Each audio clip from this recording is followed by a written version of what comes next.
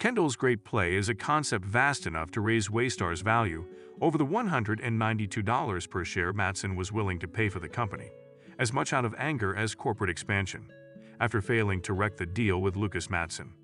And Kendall's father left him the product idea for Land Cruises, which is so utterly depressing that it seems to have been created accidentally. You know how awful it is to be imprisoned on a ship, as Matson puts it? What if he could do that while being in the same location the entire time?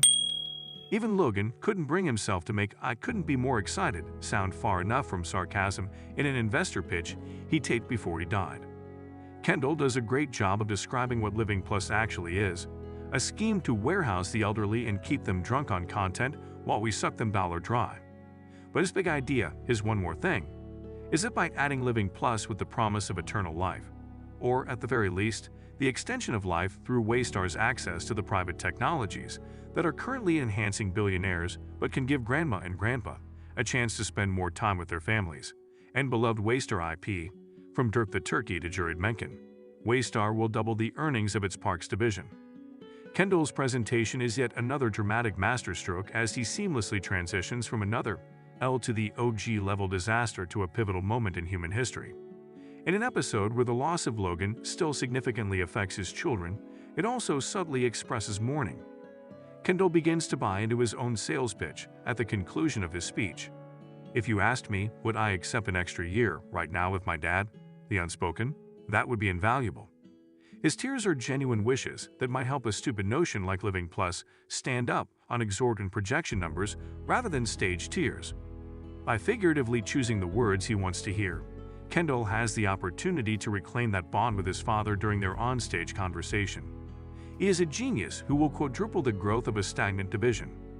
The other children are all still in shock over their father's death, but it's anyone's guess what Connor, who was physically and emotionally closest to his father, would be doing this week in the embalming chamber.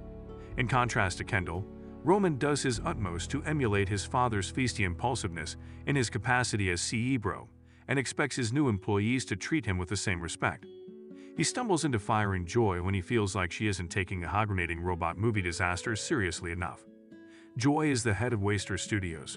Moreover, he dismisses Jerry after she vehemently questions the wisdom of firing Joy without informing legal and PR, let alone his caretaker role prior to the sale to Matson.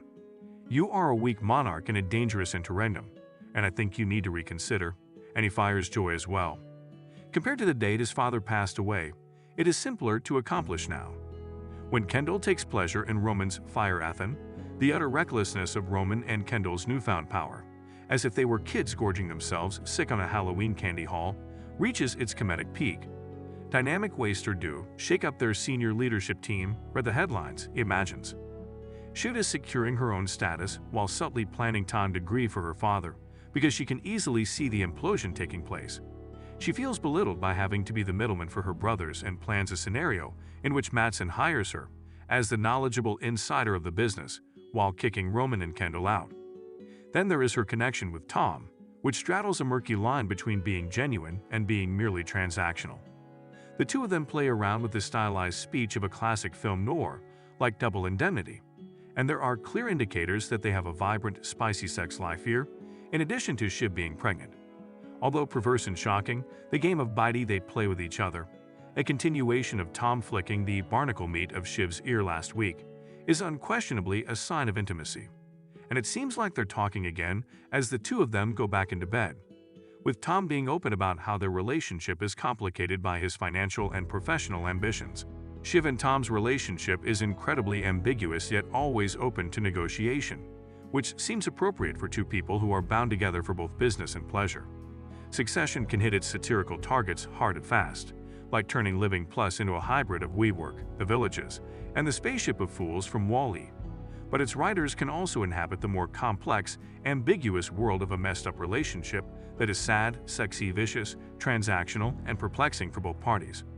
They only know that there is still a connection between them, and in this chaotic and unstable period in their life, that is sufficient.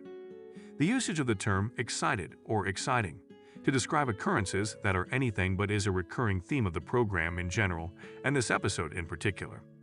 These adults in particular lack genuine enthusiasm for things. They must lie about it. Logan was unable to even address Living Plus in that way. He is brilliant.